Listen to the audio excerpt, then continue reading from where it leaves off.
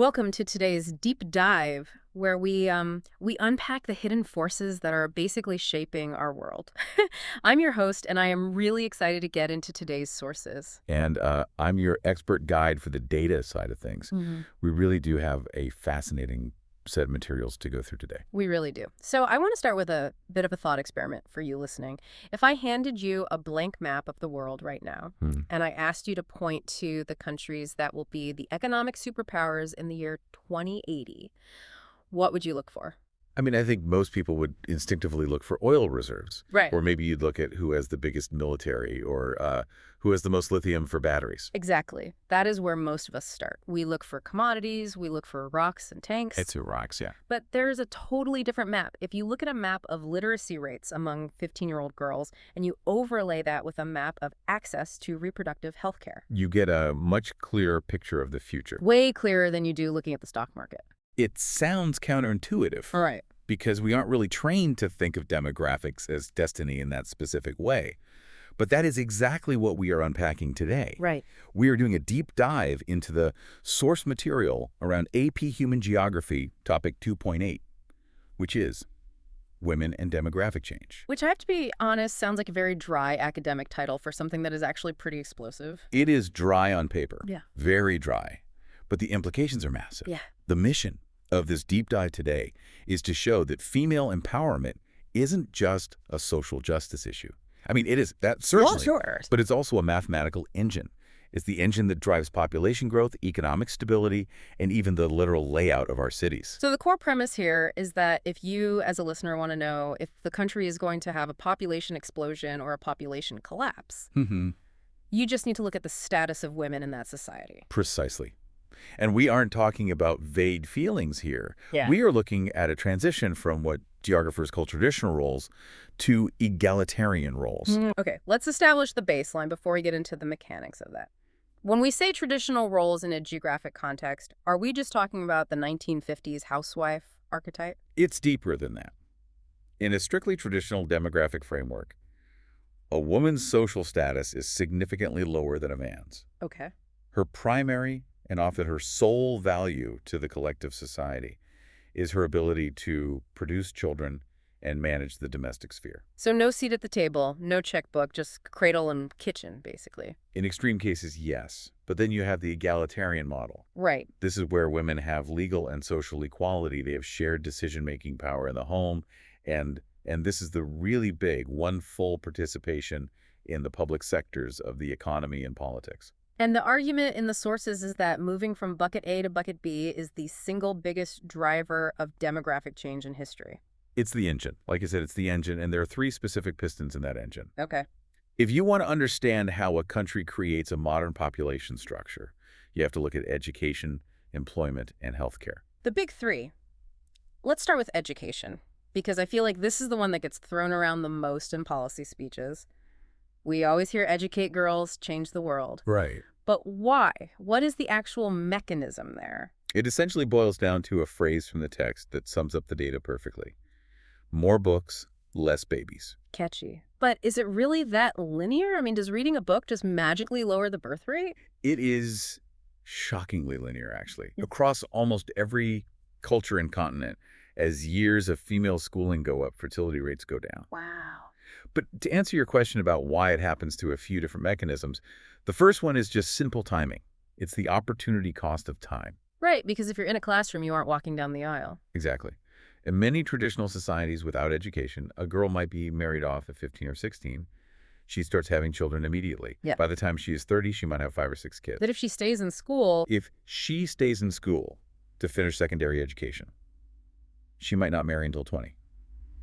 If she goes to university, maybe not until 24 or 25. so she has physically lost 10 years of her childbearing window. Exactly. No. Even if she wanted 10 kids, she simply has less time to have them. So that's the math of the calendar, but there has to be a psychological shift too, right? You don't just sit in a classroom for 10 years and come out thinking the exact same way. That's the second mechanism, critical thinking. Okay. Education changes how a woman perceives her own value. In a purely traditional setup, the script is just handed to you. You're valuable because you can give your husband sons. That is a very heavy script to break if it's literally all you've ever known. It is. But literacy allows you to read a different script. It empowers women to be skeptical of cultural norms. They start questioning things. Right. When a woman can read, she can access information that contradicts what the village elder or even her own family tells her. She starts to realize, wait, I have value as a thinker, as a worker, not just as a mother. It's confidence. It is confidence derived from competence. Mm-hmm. And that bleeds into the third mechanism, which is decision-making. How so? Literacy isn't just about reading novels. It's about reading a contract. It's about reading the instructions on a medicine bottle. It allows a woman to advocate for herself. So instead of just doing what she's told regarding her health or her body, she has the tools to say, actually, I have a different plan. Exactly. And that naturally leads us to the second big driver. Because if you have an education, what is the next logical step? You want to use it. You want a return on that investment. You get a job. Driver number 2 is employment and economic independence. Right. And this is where the rubber meets the road for population numbers, from what I read. When women enter the workforce in a meaningful way, not just subsistence farming, but wage labor, it forces a prioritization check. You mean the can I have it all dilemma? In a way, yes. It's career prioritization. If a woman is climbing a ladder or even just trying to hold on to a steady factory job to support her family, taking time off to have a 5th or 6th child becomes an economic liability, not an asset. In an agricultural society, having more kids is free labor. Right. In a wage labor society, kids are expensive and they take you away from the paycheck. Exactly. The economic logic flips completely. But there is a more subtle interpersonal shift that happens when women work. It changes the power dynamics inside the living room. This is the part I find really fascinating in the research. It's what you could call the checkbook veto. That is a great way to put it. In a traditional home where the man is the sole breadwinner, he often holds 100% of the decision-making power. Right. If he wants another child, the family has another child. But when a woman earns her own income, she buys leverage. Money talks. It does. It shifts the relationship from a hierarchy to a partnership. A woman with her own savings can say, I think 2 children is enough because we need to save for their university. She has the autonomy to negotiate the size of the family because she is actually funding the family. It's wild to think that a paycheck is actually a form of birth control in a weird sociological way. It absolutely is. Right. Economic independence is one of the strongest contraceptives in history. Speaking of contraceptives, we have to talk about the third pillar. We have the mindset shift from education, the leverage from employment, but we still have the biology. Driver number 3 is healthcare. Right, because you can have the desire for fewer kids and the economic reason for fewer kids, but without the tools, biology usually wins. This pillar is about control over biological outcomes. And we are talking about the full spectrum here. Yes, access to modern contraception. The Right. pill, IUDs, condoms. It allows women to decouple sex from procreation. Which is huge. That is a fundamental shift in the human experience that we take for granted now, but historically speaking, it's brand new. It turns having a child into a choice rather than a consequence. Precisely. And we also had to look at the data regarding medical procedures. The research in the source is very clear on this. Right. Access to safe legal abortion reduces fertility rates by ending unwanted pregnancies. When women have full agency over their reproductive health, the number of children born per woman drops significantly. And there's a flip side to healthcare too, right? It's not just about preventing births. It's about keeping people alive. Yes, and this is where the quality versus quantity strategy comes in. Explain that for the listeners. Well, in a low healthcare traditional society, you might have a high infant mortality rate. You have 7 kids because you expect 3 of them might not survive to adulthood. Wow. It's a tragic but rational strategy for survival. So as healthcare gets better, As healthcare improves with better nutrition, vaccines, prenatal care, infant mortality drops, women realize, I don't need to have 7 kids to ensure the family line continues. I can have 2, and they will both survive. so the strategy shifts to investing heavily in those 2 kids. Exactly. And healthcare also lowers the maternal mortality rate. Women live longer, healthier lives, which contributes to that aging population structure we see in developed nations. Okay, so let's zoom out for a second. We've got these 3 pistons firing: education, jobs, healthcare. When they all work together, what happens to the country? The notes mention a domino effect. It's the transition from a young population to an old one. Paint the picture for us. What does that actually look like? Okay, imagine a country with low empowerment, traditional roles, high fertility. The population pyramid looks like a wide triangle. Huge base. Huge base of kids. Very few old people at the top. The population is growing explosively. Like Nigeria or Afghanistan today. Right. Now pour in education and jobs for women. Fertility drops. The base of that triangle shrinks. Suddenly, the pyramid starts to look like a column or a beehive. Growth slows down. It slows down, stabilizes, and eventually the population starts to age. Like Japan or Germany. Exactly. And the speed of this change can be shocking. Just England maybe 100 years to go through this transition, but look at countries like South Korea or Iran. Yeah. They went through massive shifts in female empowerment and saw their fertility rates plummet in just 1 or 2 generations. That's intense. It shows that culture isn't static. If you change the inputs, the culture adapts really fast. Faster than we often predict. Okay, I want to pivot to the final piece of this puzzle. We've talked about birth and death, but there is another way populations change. Movement, migration. Right. And there is a specific role here from the sources that I honestly had never heard of before. Ravenstein's Law 6. Ah, yes. 19th century geographer E.G. Ravenstein. He sat down and analyzed migration data and came up with these laws. And Law 6 is specifically about gender. What does the law say? It says that women and men migrate differently. Specifically, women are far more likely to migrate internally within their own country, Okay. whereas men are more likely to migrate internationally crossing borders. That feels oddly specific. Why the difference? Is it just about risk? Risk is a huge part of it. Think about the safety profile. For a young woman in a traditional rural area, moving to the capital city is a big step.